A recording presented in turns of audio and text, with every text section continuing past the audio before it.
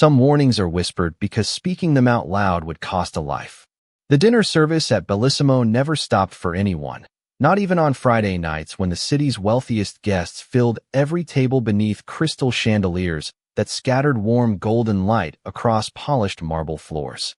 Ava Brooks moved quietly between them with practiced grace, balancing a silver tray in one hand while pretending not to notice the conversations that powerful people believed invisible workers could never understand. To them, she was simply another waitress in a black uniform, another face that disappeared the moment a coffee cup was refilled or a steak was served. That invisibility had kept her employed for nearly 18 months. Tonight, it might become the only reason someone survived. At the private corner table sat Vincent Castellano, a man whose reputation entered every room several seconds before he did. His tailored charcoal suit looked untouched despite the long evening, his posture calm, his expression unreadable as he listened to three business associates discussing numbers in low voices. He never interrupted. He rarely smiled. Yet every person at the table unconsciously waited for his approval before speaking again. Ava had served him twice before without exchanging more than a polite, "Thank you."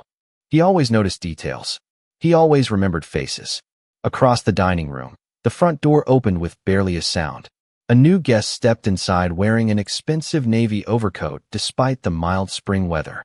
Most people would have forgotten him within seconds. Ava couldn't. The way he adjusted his left cuff before scanning the room sent an icy memory through her chest. Years earlier, her older brother had repeated the same observation while teaching her that habits often revealed more than faces. People can change their names, he had once said. They almost never change their routines. Her pulse quickened. The man removed his coat, accepted a table near the rear wall, and ordered sparkling water without opening the menu. He never looked directly toward Vincent's table, yet somehow everything about him felt connected to it. Ava forced herself to keep walking. She poured iced tea for another customer. She collected empty plates. She smiled when thanked. Inside, every instinct urged her to run, but running would only draw attention. Then she noticed something else. One of Vincent's dinner companions briefly checked his phone beneath the table before sliding it face down beside his wine glass. Seconds later, the newcomer touched his own watch exactly once.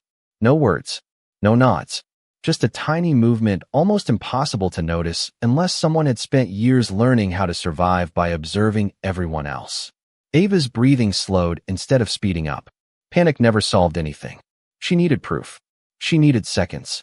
She needed a way to warn a man who trusted almost no one without alerting the people watching him.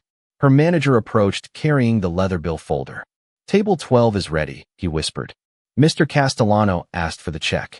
Ava accepted the folder with steady hands that hid the storm inside her. Every step toward the table felt measured against an invisible clock. She placed the bill beside Vincent without meeting his eyes. As he reached for the pen, she quietly unfolded the receipt beneath the folder, circled several printed words already there, then added 3 more in handwriting so small no one else at the table could notice. "Gunman behind you. Deal gone wrong. Exit now." She closed the folder, stepped back, and lowered her gaze exactly as she always did. Around them, silverware clinked, soft jazz floated through hidden speakers, and conversations continued as if nothing had changed. Vincent opened the folder. His eyes paused for less than a heartbeat. He never looked toward Ava. He never turned around. He simply rested the pen between his fingers, and for the first time that evening, the room seemed impossibly quiet. Vincent Castellano let the pen rest against the edge of the leather folder for another second, giving the impression that he was simply reviewing the total before signing. Nothing in his expression changed. His breathing remained even. His shoulders never shifted. Across the table, his associates continued discussing investment figures, convinced they still controlled the rhythm of the evening. Only Vincent knew that every word spoken after reading the handwritten message carried a different weight. Without lifting his eyes toward Ava, he slid the receipt back into the folder and signed his name with the same steady handwriting he used on every business agreement. Then he placed the pen neatly beside the check instead of clipping it inside. It was such an ordinary gesture that no one noticed, yet one of his security men standing near the entrance quietly straightened his jacket after seeing it. Ava recognized the signal immediately. He believed her.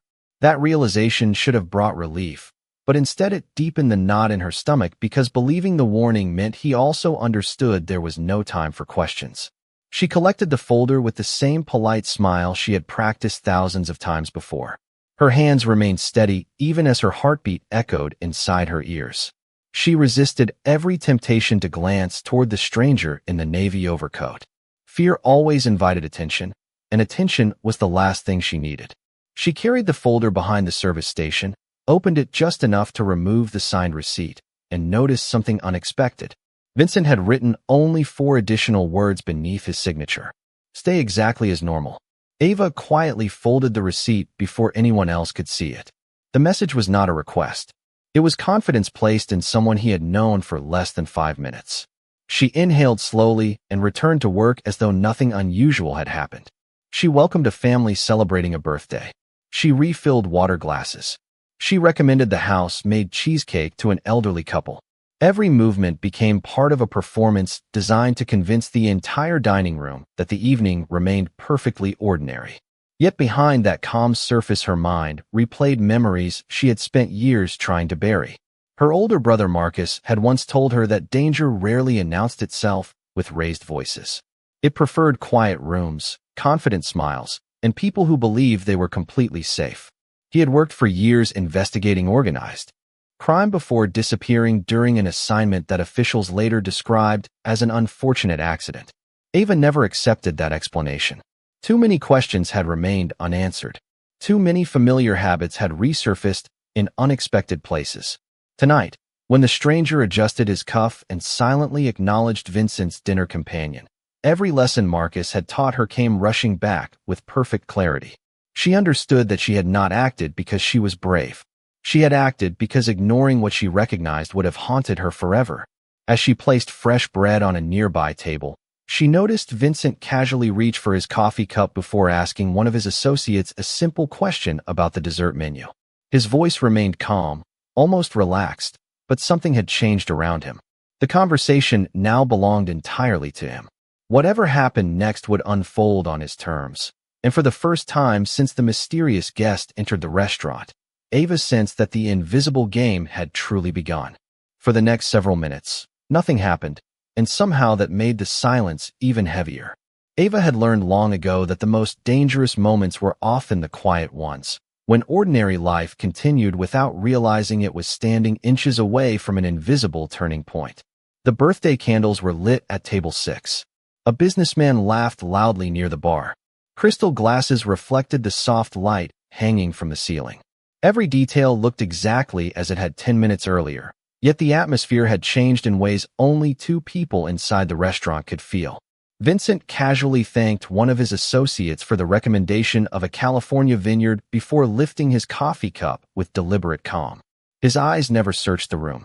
Instead, he studied the reflections dancing across the polished silver pitcher beside the table. It offered a wider view than any direct glance could have provided. In that distorted mirror, he quietly observed the dining room without allowing anyone to realize they had become part of his attention. The stranger in the navy overcoat remained seated alone, untouched, sparkling. Water resting in front of him. He had not ordered dinner. He had not checked his telephone. He simply waited with extraordinary patience, the kind of patience that belonged to someone expecting another person to make the next move first. Vincent noticed something else. One of his own dinner guests had suddenly become unusually interested in keeping the conversation alive. Every pause was immediately filled with another topic, another question, another story. It was subtle, but intentional, almost as though leaving the table too soon would disrupt a carefully arranged schedule. Vincent smiled politely, though his thoughts had already moved elsewhere. Across the room, Ava noticed the same pattern. She remembered another lesson from Marcus. When someone worked too hard to make everything appear normal, normal was usually the first thing that had disappeared. She quietly stepped behind the hostess stand and pretended to organize reservation cards while watching reflections in the front windows instead of staring directly at anyone. The stranger briefly adjusted his watch again. A moment later, Vincent's dinner companion reached for his glass with his left hand even though he had used his right hand all evening. Another tiny signal. Another silent conversation hidden inside ordinary gestures. Ava suddenly understood something that made her pulse quicken. The stranger was not leading whatever was unfolding tonight. Someone already sitting at Vincent's table was. She carefully lowered her eyes before anyone noticed her watching. At that exact moment, Vincent gently folded his linen napkin and placed it beside his empty coffee cup. One of his security men immediately walked toward the hostess stand with an easy smile and quietly asked whether the restaurant offered gift cards. It sounded like an ordinary question, but as he accepted the brochure from Ava, he spoke so softly that no one else could hear. "Thank you for trusting your instincts." Before Ava could respond, he was already walking away as though nothing unusual had been said. She stood perfectly still for only a heartbeat before returning to her duties. Whatever invisible game had begun was growing larger than she first imagined, and she realized with unsettling clarity that her handwritten warning had not ended the danger. It had only changed who would be forced to reveal themselves first.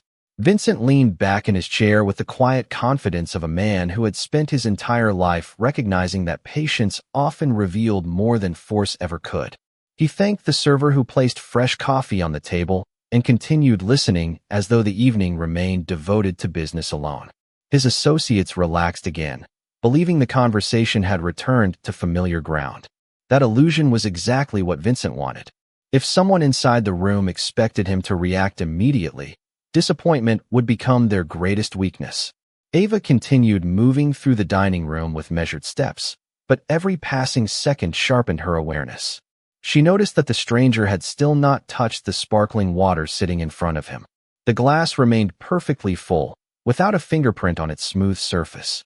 Marcus had once explained that people waiting for an important moment often avoided unnecessary distractions because they wanted complete control of every movement. She remembered laughing at the lesson years ago. Now it echoed through her thoughts with unsettling clarity. Her manager quietly asked whether she could cover another section while a co-worker finished a break.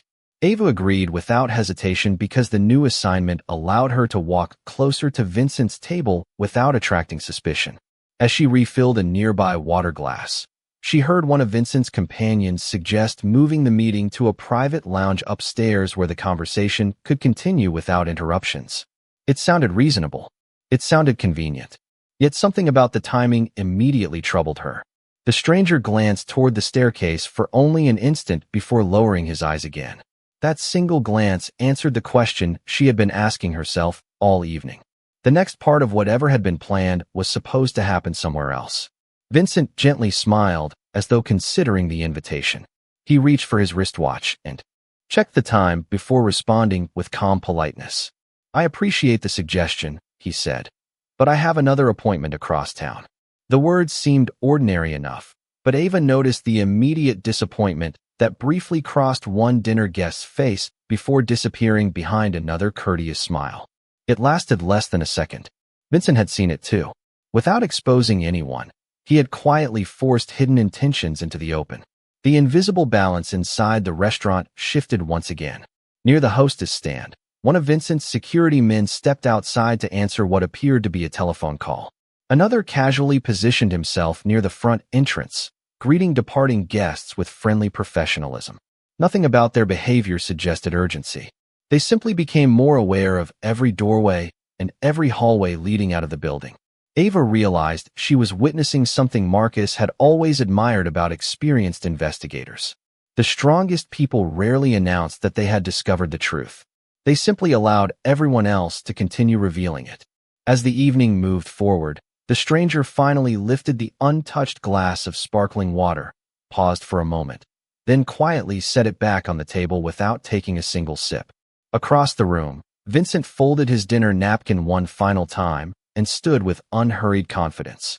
Every conversation around him continued as before, but the people who believed they understood the night's plan were beginning to discover that someone else had already rewritten it. Vincent adjusted the cuff of his jacket with unhurried precision before thanking everyone for the evening. His tone remained warm enough to satisfy social expectations, yet distant enough to discourage anyone from insisting he stay longer. One by one, the men around the table rose from their chairs. The associate who had repeatedly suggested moving upstairs offered another courteous smile and reached for his briefcase. For the first time that night, Vincent noticed the man's fingers trembling almost imperceptibly as he fastened the lock. It was not fear of leaving the restaurant. It was fear that something planned with perfect confidence was beginning to unravel. Ava watched from across the room while arranging polished silverware beside a newly reserved table. She had no idea what Vincent intended to do next, but she understood one thing with complete certainty. He was no longer following anyone else's schedule. The stranger near the rear wall finally stood, buttoned his navy overcoat, and walked toward the hallway leading to the restrooms instead of the front entrance. His pace remained calm, almost casual, yet he glanced once toward Vincent's table before disappearing around the corner. That single movement caught the attention of no ordinary guest, but Vincent's security team quietly exchanged brief looks without speaking a word. They did not follow him. They simply adjusted their positions as though greeting arriving customers. Ava admired the discipline. Nobody rushed. Nobody created panic. The restaurant remained filled with laughter, clinking glasses, and quiet conversations. Families continued celebrating birthdays. Couples discussed weekend plans. The hidden conflict belonged only to a handful of people who understood that appearances were often the strongest disguise. Vincent turned toward the hostess stand instead of the exit. "I almost forgot," he said pleasantly. "I promised my assistant I would bring home one of your famous lemon cakes." The hostess smiled and assured him it would only take a few minutes. The request sounded completely ordinary, yet it changed everything. Remaining inside the restaurant was now his choice rather than someone else's expectation. He had seized control of the clock. Ava immediately understood the purpose. Time had become the most valuable currency in the room. Every unexpected minute forced hidden plans to adapt, and adaptation always revealed cracks that careful preparation tried to conceal. As the bakery staff prepared the order, Vincent wandered toward the wine display near the center of the dining room, studying several bottles with genuine curiosity. One of his dinner companions excused himself to answer a telephone call outside. Another remained strangely motionless beside the table, pretending to read a message while repeatedly checking the entrance through the reflection in a framed mirror. Vincent noticed every detail without appearing to notice anything at all. Ava suddenly remembered something Marcus had once told her after returning home from a difficult investigation. "The truth almost never runs toward you," he had said. "It grows impatient and walks out on its own."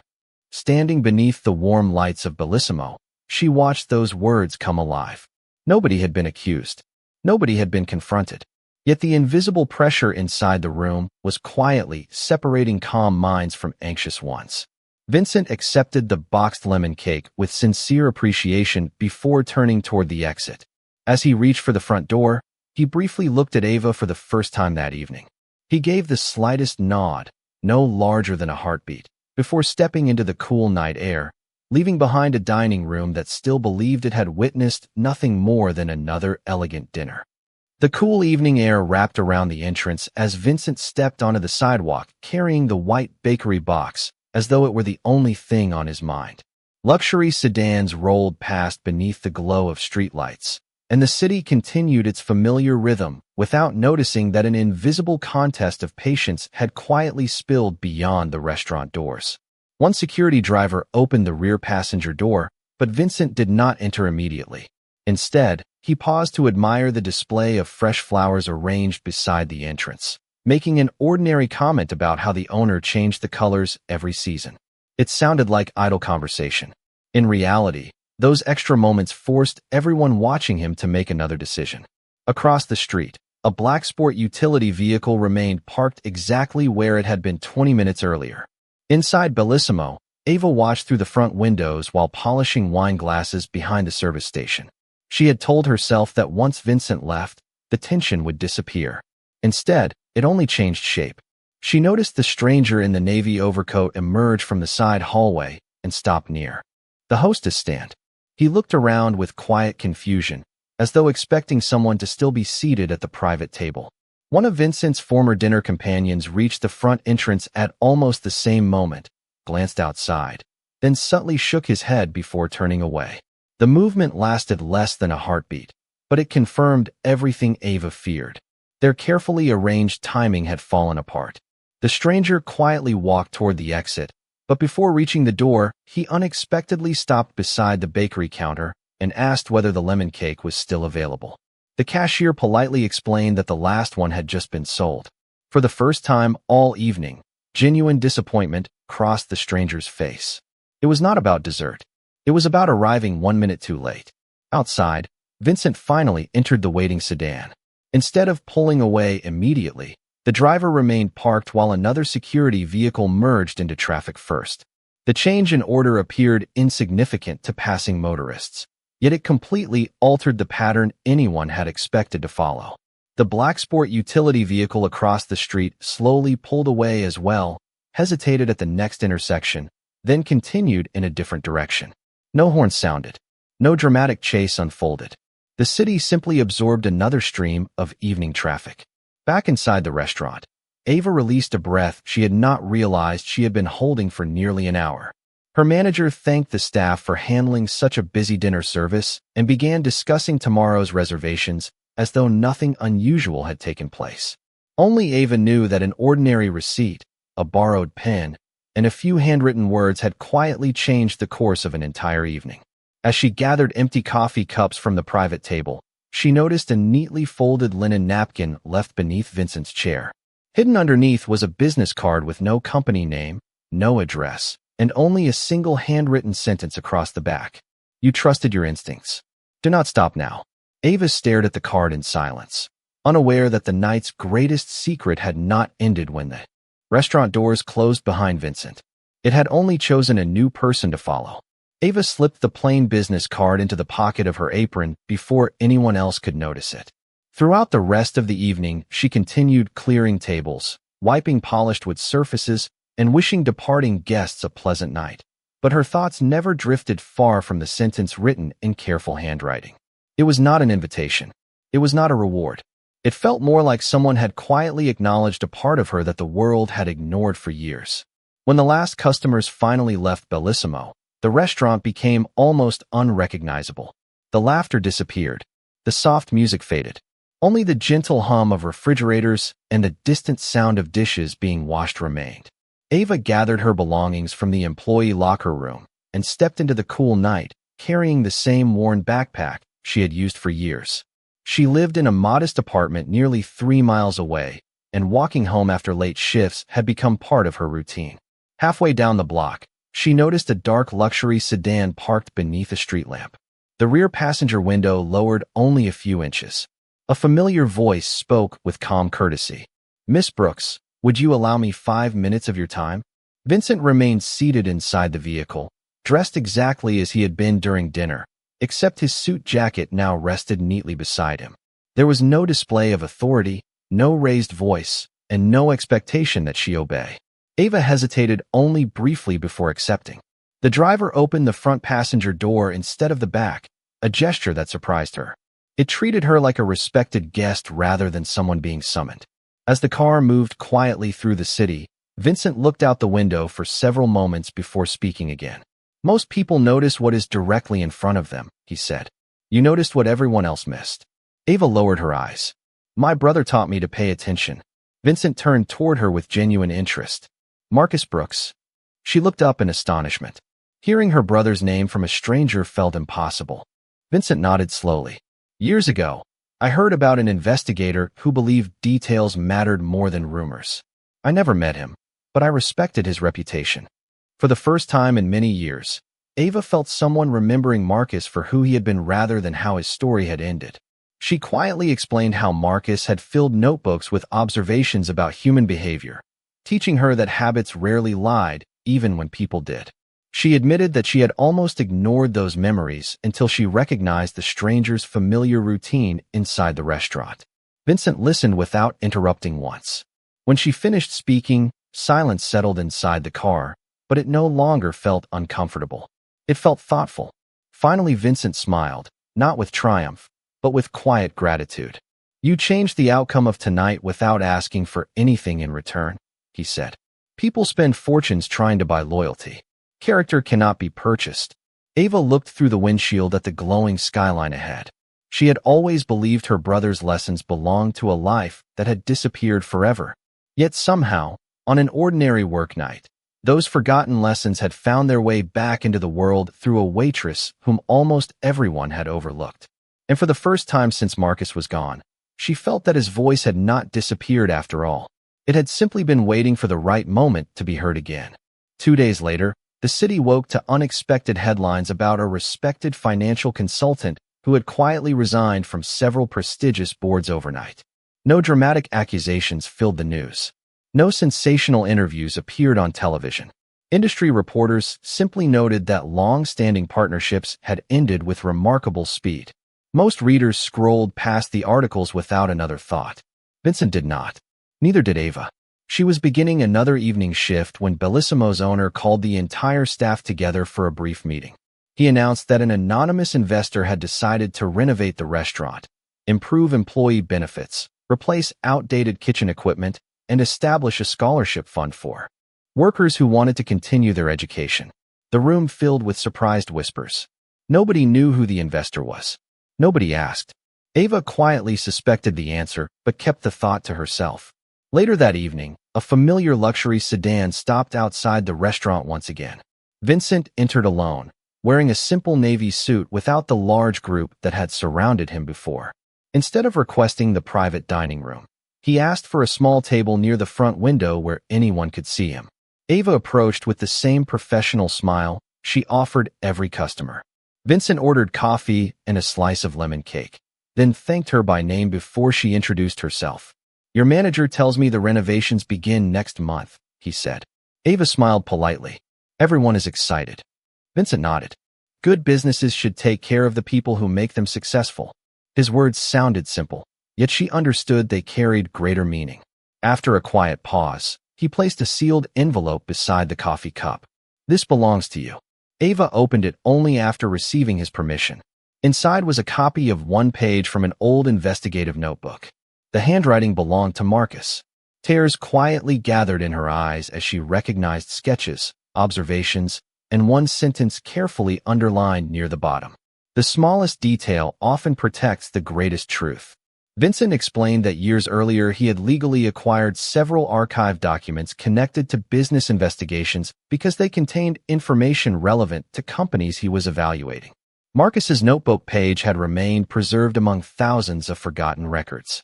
"I believed it should return to the family that understood its value," he said. Ava carefully traced the familiar handwriting with her fingertips. For years she had believed her brother's work had disappeared forever. Now one surviving page rested in front of her like a message crossing time itself. Vincent finished his coffee, stood, and left enough cash to cover the meal before walking toward the entrance. He did not offer speeches about loyalty or gratitude. He simply paused beside the door and looked back once. "Justice is not always loud," he said quietly. "Sometimes it begins because one honest person refuses to ignore what everyone else overlooks." Ava watched him disappear into the evening crowd, then folded Marcus's notebook page with extraordinary care. Around her, the restaurant buzzed with ordinary conversations, clinking glasses, and families enjoying dinner. Yet nothing about the room felt ordinary anymore. The place where she had once believed she was invisible had become the place where her character had finally been seen. Autumn arrived quietly, and Bellissimo reopened after weeks of careful renovation with brighter dining rooms, comfortable chairs, fresh flowers on every table, and a renewed sense of pride that every employee could feel the moment they walked through the front door. The scholarship program had already helped several workers enroll in evening classes, and Ava had become one of them. After finishing long restaurant shifts, she now spent late nights studying criminal justice and behavioral psychology, determined to honor the lessons Marcus had left behind instead of allowing them to fade into memory. She carried the restored notebook page inside a protective folder, reading the familiar handwriting whenever exhaustion tempted her to give up. The smallest detail often protects the greatest truth had become more than a sentence. It had become the foundation of her future. Vincent never tried to control that future. From time to time, he visited Bellissimo for coffee and lemon cake, always choosing the same table by the front window, always treating every member of the staff with the same quiet respect. He never mentioned the warning written on the restaurant bill again because he understood that true gratitude did not require constant reminders. Instead, he watched Ava grow more confident with each passing month. She no longer lowered her eyes when speaking with successful business leaders or wealthy guests. She had learned that dignity did not come from a title, a paycheck, or expensive clothing. It came from character that remained steady when nobody else was paying attention. One evening, nearly a year after the night that had changed both of their lives, Bellissimo celebrated its anniversary with a full dining room. The owner gathered the staff before opening the doors and announced that the restaurant had received a prestigious community award for excellence in hospitality and employee development. He thanked every server, every cook, every dishwasher, and every hostess for building a workplace where respect mattered as much as success. As the applause filled the room, Vincent quietly entered through the front entrance without announcing himself. He waited until the celebration ended before approaching the owner with a small framed photograph. It showed the restaurant exactly as it had looked on the night Ava had circled a few simple words on a dinner receipt. Attached beneath the photograph was a polished brass plate engraved with a single sentence. Great places are remembered because ordinary people choose extraordinary courage. The owner hung the frame near the entrance where every guest would pass it before sitting down for dinner. No names appeared beneath the inscription. No one outside a handful of people would ever know the complete story behind those words. Ava looked at the photograph, then at Vincent, who simply offered a respectful nod before taking his usual seat by the window. Nothing more needed to be said. The city outside remained busy with hurried strangers chasing another ordinary evening, unaware that one quiet act of honesty had changed countless lives without headlines, applause, or recognition. Marcus's wisdom had survived. Vincent had remembered the value of humility. Ava had discovered that courage often begins with a decision so small that almost nobody notices it until its consequences reach farther than anyone imagined. And on that quiet evening, beneath the warm lights of Bellissimo, the world remembered what dignity looks like.